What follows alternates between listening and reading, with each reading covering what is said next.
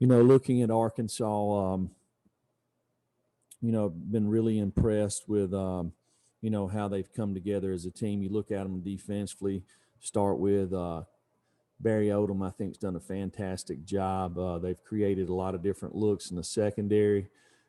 Created a lot of turnovers. I believe they lead the country in interceptions, been very opportunistic there. Tons of 8-drop, rushing 3 guys and getting out and getting into coverage, mixing it up there. Offensively, they've played with a lot of speed on offense, snapping the ball a lot of times. As the seasons went, probably been more efficient offensively, creating some explosive plays. And then you look at them in special teams. You obviously can see guys that have ability as kickers, and they have return guys there. They've kind of bounced around and had a couple of guys, but it looks like they're settling in on who they have as return guys. For us in this open week, it was a great opportunity to go back to the basics, which we did. Just kind of going back through, the early days of install, trying to catch some guys up. And it was a good opportunity to do that and move some guys around to possibly create opportunities for guys that have worked hard in practice and, really to see and to give them an opportunity. With that, I'll take any questions. Start with questions. We'll go to Austin Price, then David Ubben. Hey, Coach. Obviously, with the down weekend or a little more time away from the complex for everybody, are you guys going to be good with any COVID results? And then 2, you talk about moving some guys around. Anybody in particular you're talking about? Yeah, well, with the COVID stuff, we get tested on Sundays, Tuesdays, and Thursdays. So the results are usually they should be coming in any time now. But we moved several guys around a little bit, especially in the secondary. Moved Keyshawn Lawrence to star and let him get some work there. Just to see what he looks like at that position. The guy that's continued to work hard in practice. The guys in front of him at corner, he hadn't got a lot of opportunity there during the games, but we thought he played well in the games that he's played in. He's done pretty well, so we looked at him at star just to get more production at that position. So he'll possibly get an opportunity on Saturday. David. Jeremy, who are some of the other younger guys that you wanted to learn about in the off week and guys that you kind of had your eye on for larger opportunities as the season went on? Well, D. Beck was a guy that, he didn't participate any during the summer. He done absolutely nothing. And then when fall camp gets here, he obviously is back into quarantine again. So then he turns his ankle. But he's a guy that we looked at a little bit at tight end, but we're starting to look at it running back that has size and speed. T. Hodge is another guy that was injured during fall camp that's kind of getting his legs back under him a little bit, seeing a little more burst and speed out of him.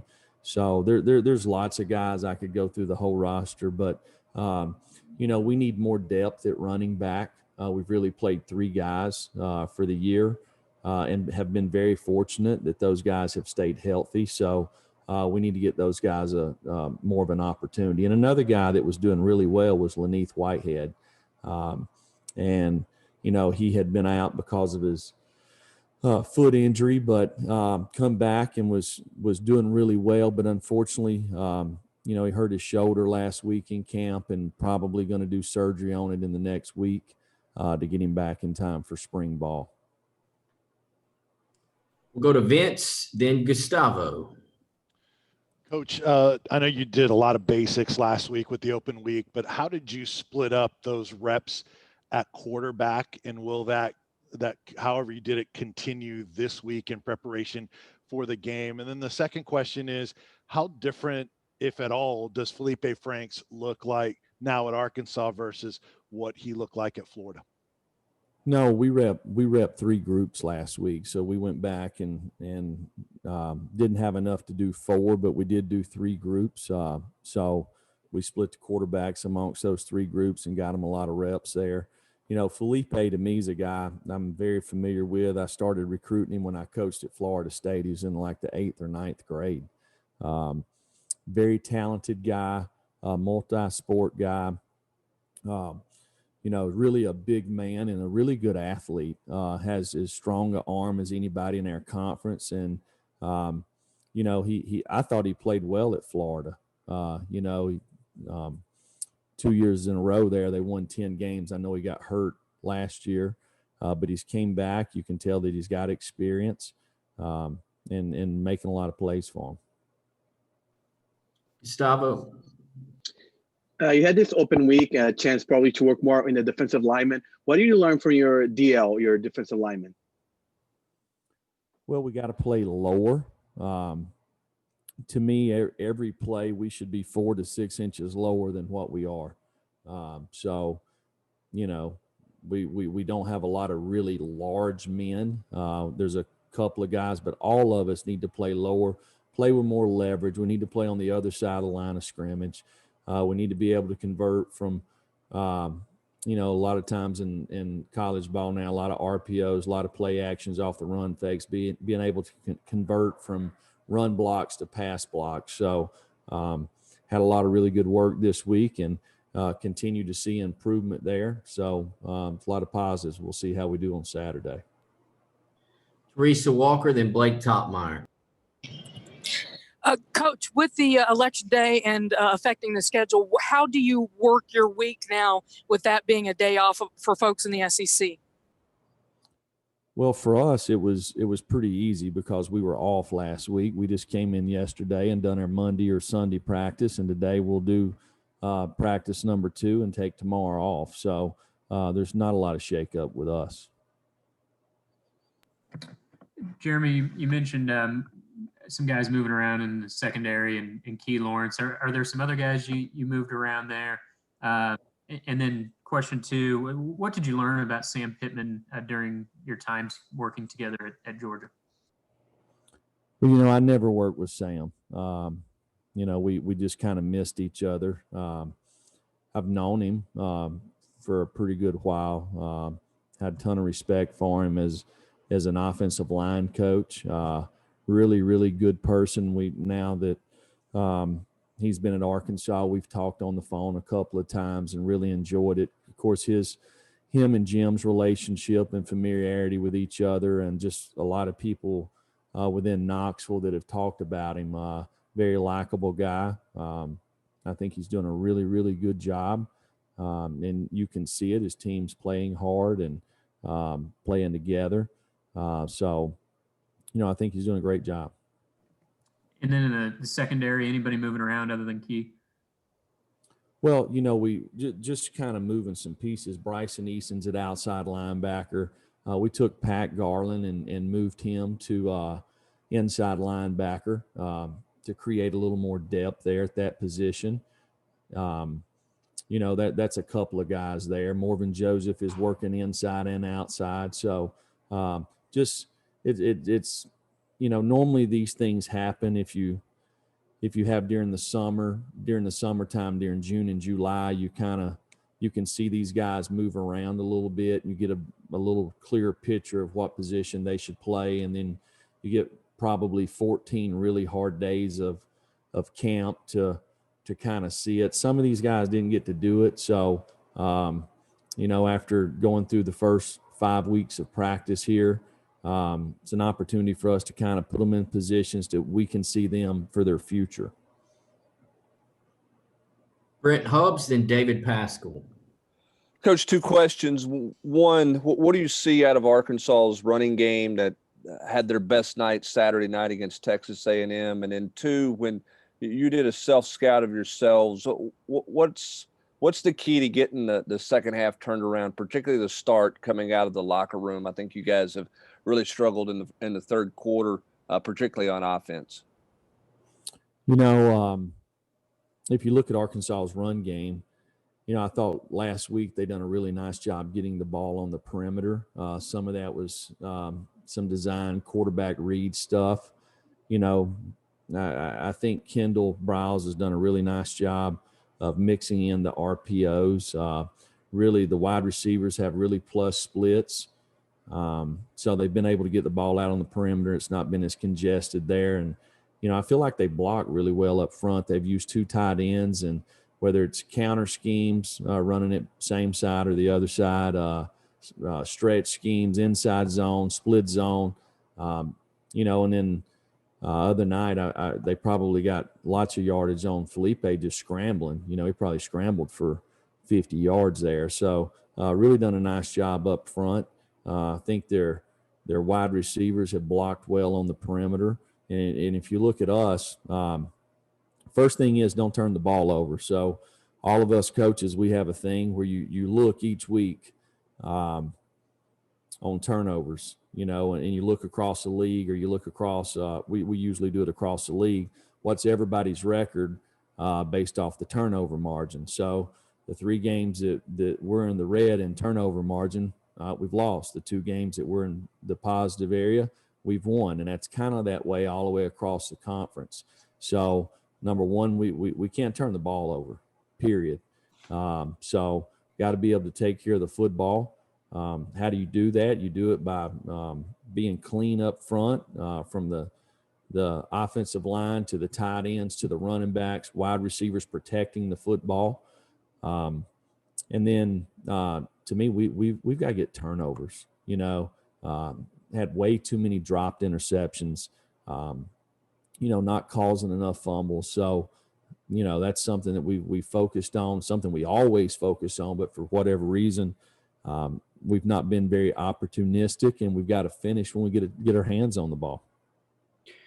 Jeremy, how different has this week been in terms of knowledge of opposing personnel? When you think about your first 5 games or opponents that y'all face annually, and I was thinking you probably have seen Arkansas, even when studying common opponents, as little as anybody, because you typically play Missouri before they do. You typically play Alabama. So just how different is it just from a knowledge of personnel compared to most weeks?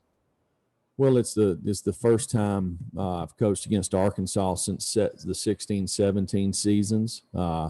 And, you can really see on their roster the difference in the talent level from 17 until now. The last couple of years, they've done a really nice job recruiting some good, young, talented guys in there.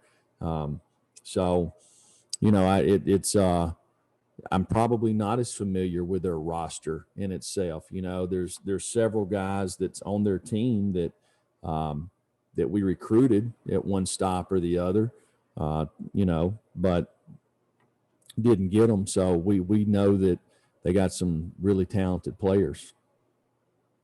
Ben McKee, then Matthew Ray. Yeah, Coach, last week you talked about improving fundamentals and getting back to the basics during the bye week. Do you feel like your team took a step forward fundamentally, and can you make that quick of a change fundamentally during that short amount of time? Yeah, I think absolutely you can. We spent lots of times just in individual where we kind of go back and working on things that you do the first, second, third, fourth, fifth day of practice. We kind of have ABCs that we do every day. If it's some kind of block protection, some kind of tackling, some kind of turnover drill where you're handling the football, some kind of footwork.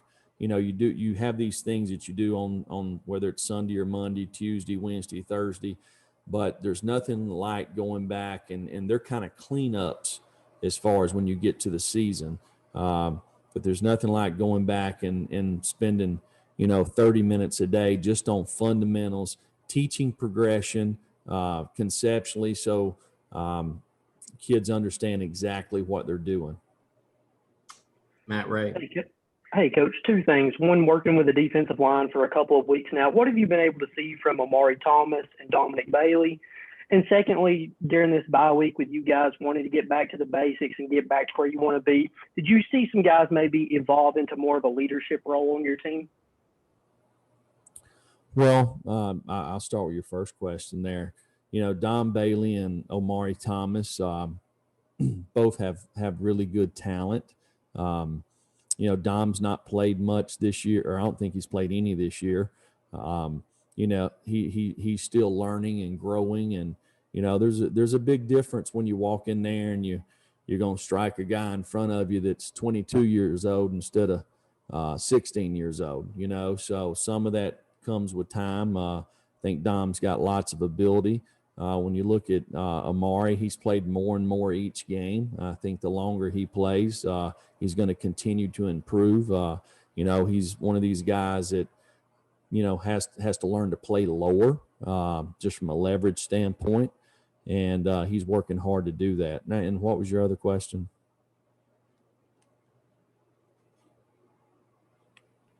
Sorry. Have you seen some more guys as you're trying to get back to the basics, get back to where you guys want to be, evolve into more of a leadership role during this open week? Well, I felt like all along we've had good leadership. We've had good practices. We've had good energy. If we take care of the football and create more turnovers, we'll be a much better football team. Some of the circumstances that some of the guys have had is mainly younger guys. They couldn't control that. And I think our guys have worked really hard. I see the guys in the office all the time, so when I first got here, I'm everywhere I've coached, I'm used to players being in the office constantly. Right. So, the first year we're having to drag them up here. Kids are up here all the time studying, trying to be the best player they can possibly be. We will finish with Trey Wallace. Jeremy, last week with the bye week, was that an opportunity to get Brian Maurer, Harrison Bailey, even JT Shrout some reps, maybe more than they would usually get during the regular season? And how do you split those up, especially going into a game week now? Well, yeah, we went back to fall camp. So in fall camp, we usually work 4 groups all the time, and everybody gets the same amount of reps at every position.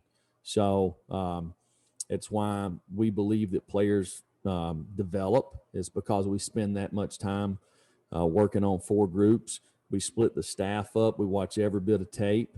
This past week, we kept some guys out of practice to help them heal up a little bit, a few guys. So we only worked 3 groups, but we still went back to camp mode. We worked very little on future opponents. We worked more on ourselves and the fundamental parts of just, like I said, day 1, 2, 3, 4, 5 of install, just trying to get back to the basics. So I think it was good for a lot of players in our program. And it's something that you can't do in a game week. You can do a little bit like every day. On Tuesdays and Wednesdays, we work on opponent, but we always do good on good. So it's good on good 7-on-7. It's good on good team run. It's good on good team move the field. So we just, for the competition standpoint, you need it. So you don't want to always be going against the scout team. All right. Thank you, everybody. Thank We'll you. have players here starting at 1 o'clock. We'll have Eric Gray, Trey Smith, and Henry To'oto'o. We'll open it this same link.